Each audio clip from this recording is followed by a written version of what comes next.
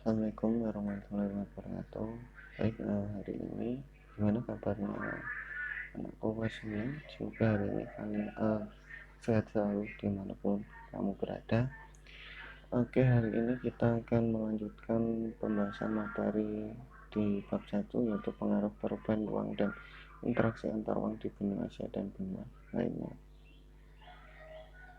Oke, kita masuk ke pengaruh perubahan ruang, yaitu ada dua, dari faktor alam dan faktor aktivitas manusia. Faktor alam ini diakibatkan karena ulah manusianya sendiri, karena sering menggunakan atau saling mengeksploitasi alam secara berlebihan, sehingga mengakibatkan alam akan merusak atau akan memberikan bencana terhadap manusia seperti tsunami, banjir, gunung meletus, longsor, badai. Itu diakibatkan, beberapa bencana itu diakibatkan oleh ulah manusia seperti banjir, longsor. Itu kan diakibatkan oleh ulah manusia yang sembarangan dalam memperlakukan alam.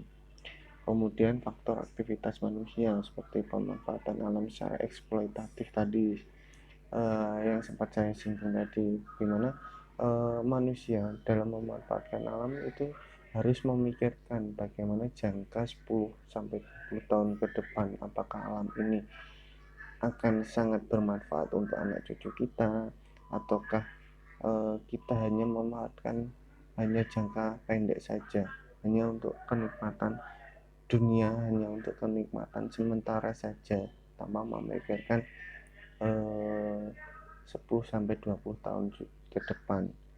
Selain itu juga kita harus memikirkan bagaimana dampak atas eksploitasi itu.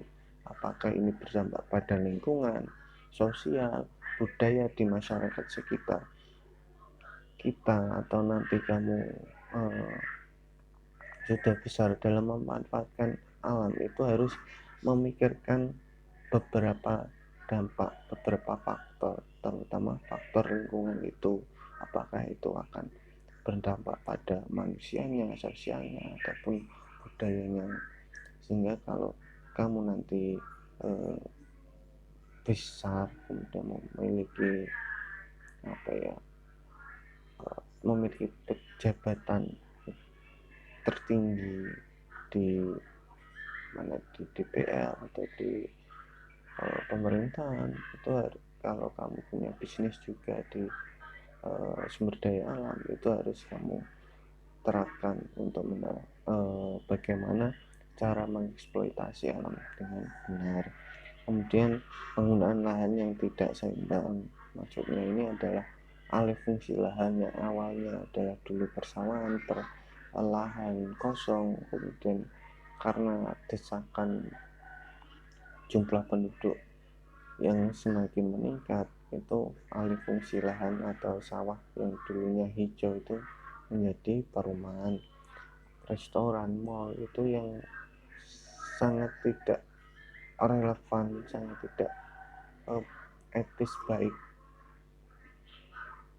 untuk ke depan, untuk perkembangan hewan dan tumbuhan ke depan, sehingga harus ada semacam aturan yang mana membatasi penggunaan lahan, membatasi alih fungsi lahan. Yang ini seharusnya boleh dibuat perumahan, yang ini tidak boleh. Itu harus ada di dunia, khususnya di Indonesia. Kemudian masuk ke pengaruh interaksi antar ruang di benua-benua dunia. Di faktor ekonomi, yaitu mendukung pertumbuhan ekonomi, daya saing ekonomi meningkat, kualitas produk meningkat, dan peluang investasi makin terbuka. Kemudian sosial budaya, sektor pariwisata menjadi sektor yang menjanjikan. Pengaruh budaya barat dapat merusak budaya asli, menurunkan kesenjangan sosial. Budaya sebagai kebanggaan suatu negara. Kemudian pengaruh interaksi antar ruang di dunia. Di faktor politik, ada potensi saling mempengaruhi antar negara, yaitu dengan ideologinya.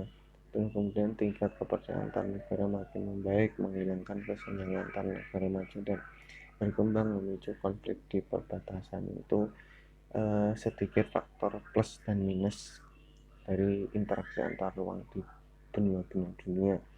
Pendidikan, taraf pendidikan meningkat karena ada arus balik atau tukar menukar mahasiswa, pelajar. Kemudian angka melek huruf meningkat khususnya di negara berkembang. Teknologi juga semakin meningkat di negara berkembang atau di seluruh dunia, dan perkembangan iptek terus semakin lama terus meningkat. Mungkin itu yang bisa saya berikan. Sekian dari saya. Wassalamualaikum warahmatullahi wabarakatuh.